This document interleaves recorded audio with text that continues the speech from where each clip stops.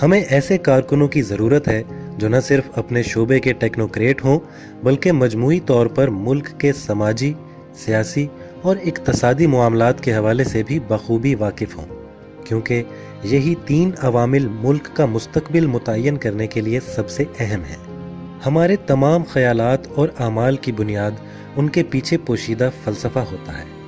یہ بات کچھ عجیب لگ سکتی ہے، مگر معاشی سسٹم کے حوالے سے یہ بات بالکل درست ہے، جو کہ باقی سب سسٹمز کی بنیاد ہے۔ ہماری اقتصادی پالیسیاں جو کہ ہمیں وسائل اور مواقع پیدا کرنے اور ان کی تقسیم کے حوالے سے رہنمائی کرتی ہیں، اسی فلسفے پر مبنی ہوں گی۔ یہ چند سوالات ہیں جو ہم ضرور پوچھنا چاہیں گے۔ کیا ہم ایک ایسا معاشی نظام چاہتے ہیں جو صرف چند لوگوں کی ضرورت پوری کرے، جو امیر کو امیر تر اور غریب کو غریب تر بنائے؟ یا پھر ہم ایک ایسا نظام چاہتے ہیں جہاں ذرائع پیداوار معاشرے کے تمام افراد میں مساوی طور پر تقسیم ہو اور جہاں دولت اور مواقع کی مساوی تقسیم ہو؟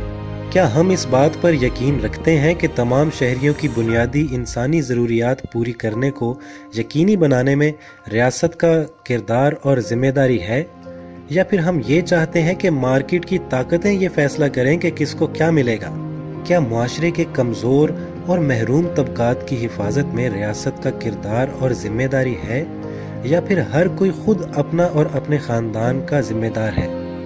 معذور اور بیمار لوگوں کو جو کہ اپنے لیے خود کچھ نہیں کر سکتے، کیا انہیں سماجی تحفظ فراہم کرنے میں ریاست کا کوئی کردار ہے، یا پھر انہیں دوسروں کے رحم و کرم پر چھوڑ دیا جانا چاہیے؟